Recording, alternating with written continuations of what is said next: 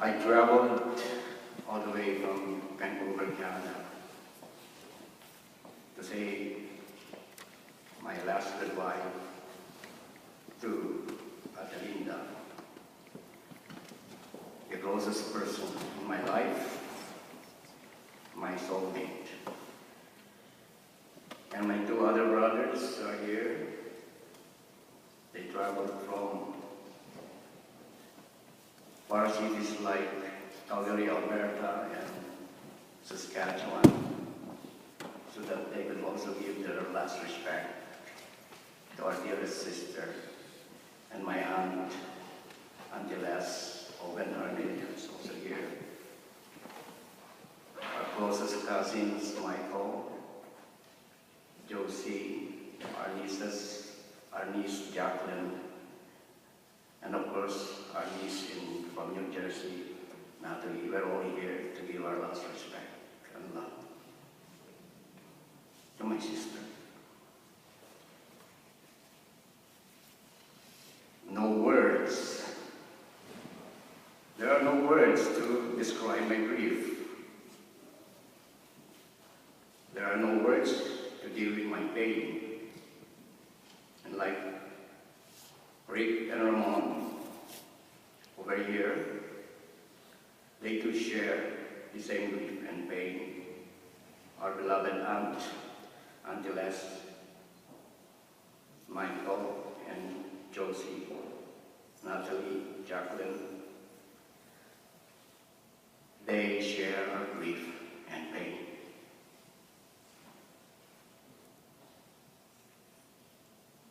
I lost one of my younger brothers 4 years ago, and last year, again lost a younger sister. And now, my dearest Erlinda. To lose my only two beautiful, generous sisters just a year apart is just too much to bear. And all these three siblings of mine died of one common dreadful disease called cancer. So what? My only solace is the fact that I know for sure they are in heaven with God now. And like what Father Diaz has stated, it's a temporary parting. We will be reunited. I will be, and all our family members and everybody, our friends, will be reunited with her later on in life, after this life.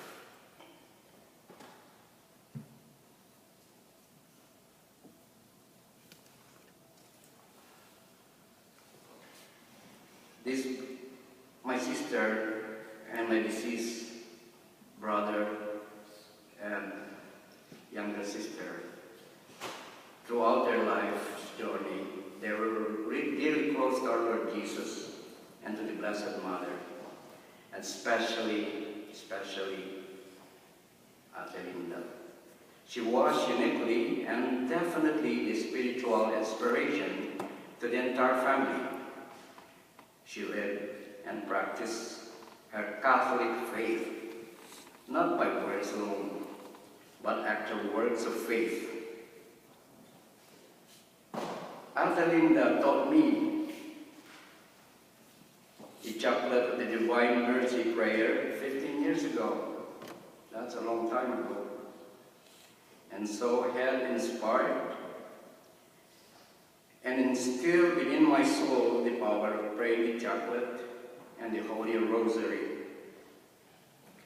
Her indelible words to me, Edgar, try your best to recite these prayers regularly, so that whenever in the midst of every crisis in your life, you won't ever lose your faith and trust in God. Jesus and Mary will always be there for you to give you strength. Today, God indeed has given me the grace and strength to accept my sister's death as God's will and plan for her. How do I describe my late Erlinda? How do I condense her precious gift of life, a lifetime of memories, as I saw it in just 3 or 4 minutes? Of course, it is virtually not possible, but I will try to do justice to her remarkable character, strength, tenacity, spirituality, love, infinite generosity, and forgiving nature. My Erlinda was one of the most amazing human beings I've ever known in my life. To me, she was one of those people who did not grow on trees. She was a rare breed, a gift of God to our entire family. As children, we basically did not live together as siblings, 7 siblings. Each one of us was raised by either grandparents or aunts. The reason being that was the culture being practiced in our town in those days. But the main real reason was because our parents did not own a house, and our dad, who had an out-of-town job, required him to rent a boarding place and could only come home to our family once every 2 weeks. And so it came to pass that we brothers and sisters were sort of distributed. Some of us were brought up by our grandparents and others by our aunts. My Erlinda was lucky because she was then taken by our late mom's sister, who was a well-known lawyer in our town. And God bless her soul, she brought up my late sister properly. However, being separated from her siblings never left my sister's mind and heart. She then resolved to do something about it. She made it her ultimate goal to reunite our family someday under one roof. And so, after completing high school at St. Therese College, she told her mama Lilia that she wanted to go abroad to take up nursing in America. And so, with the blessings of her mama Lilia and our parents, she left the Philippines for Baltimore, Maryland in 1959 in order to pursue a nursing career. She got enrolled in a 2-year nursing program and graduated in 1962. Upon landing her first nursing job at the Baltimore hospital, she made it her first priority to start sending financial support to our parents for our schooling. She wanted all her siblings to finish their education. Not once did she ever think of building a savings account for her future.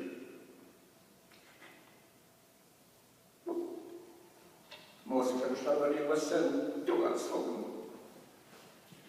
She stayed firmly on course of her goal for us and our parents.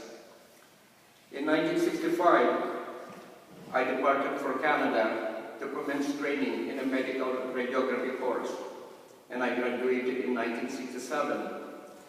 And soon after landing my first job, Erlinda called me up one day and told me to stay on the ready with regard to her goal, her promise of buying a house for our parents and our brothers and sisters back home. And that became a reality in 1970 when our Auntie Alice Hogan Manrique, who was another sister of my mom, made a generous offer to our family to let us buy their house at well below its market value so that our parents and siblings could finally own a home. My My sister wasted no time accepting our aunt's very kind offer. She then simply instructed me that from the time when she and I were going to shoulder the monthly mortgage payments for the house, and that was that. We bought the house, my sister achieved her goal, and that was a moment in time of happy celebration by our entire family. But the happiest person of all was my dearest sister.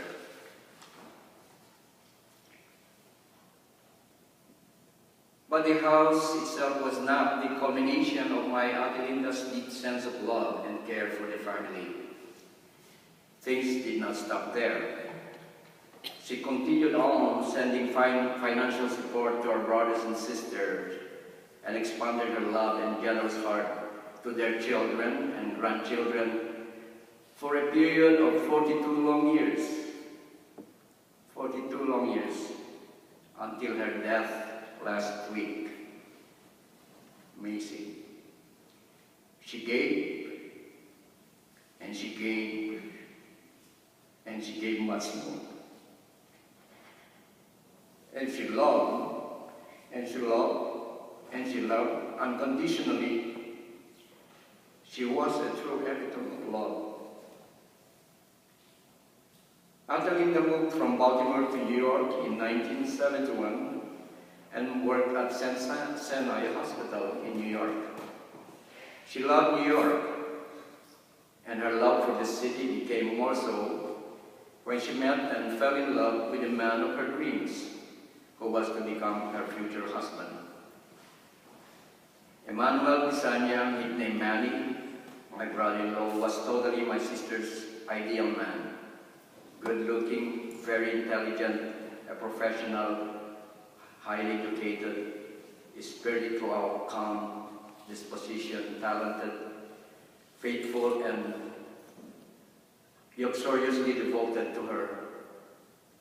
An amazing, great guy. Our entire family love, adore, and respect him. I like to call my brother-in-law Saint Emmanuel. They got married in 1973, and their blissful love produced two lovely kids, my niece Dionis and JP over there. You know, Erlinda confided to me once how grateful she was to God for giving her Manny as her husband. She told me that Manny and their two children completed her whole life, that they were her jewels and wealth, and she was contented and happy even though they were not materially rich. Her words to me, my dearest brother, I have so much to thank God for.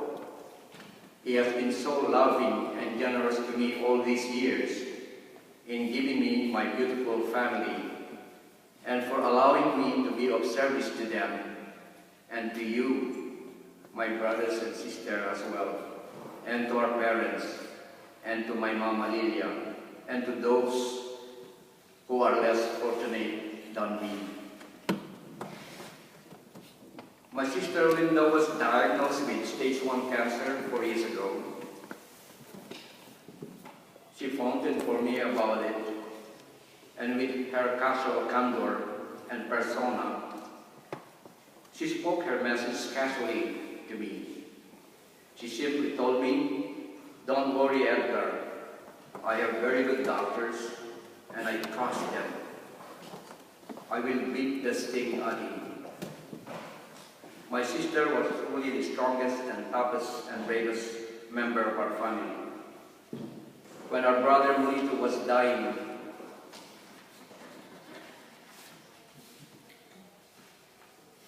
in the Philippines, and I was preparing to fly home, Erlinda, then only 2 weeks, recuperating from lung surgery, she called me up in Vancouver to inform me that she had decided to fly home with me, and I was flabbergasted because She told me it was against her doctor's wishes. I told her, Manang, don't do it. But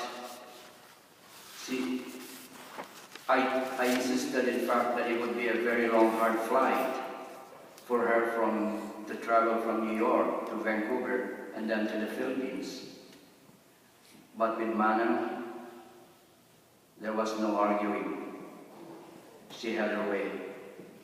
She just told me, for better or for worse, we have a duty and responsibility to be by our brother's side.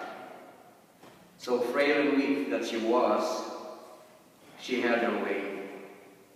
And how she gave herself always and loved all of us, her brothers and sisters. I can't describe. And now it's time for me to say goodbye, my dearest loving sister. You're no longer physically around with us anymore, but your soul, your spirit lives with us. For myself, I know you're smiling down and will continue to guide me. I will call your name forever, my dearest sister, and you will answer me forever. I will love and miss you forever. I will miss your long conversations with me, and your advice and your encouragements, your love and trust in me that raised my soul to the sun. I love you more than life itself. Everything you are, everything you've done for our family, I promise to carry on with your legacy. And now in closing, when you died last Thursday and have come face to face with God, I believe He smiled at you and said, "Well done, my brave daughter. You have suffered enough, and now I can see you had followed my footsteps as best as you could. You may now enter into my kingdom, where you really belong. I love you, Mother."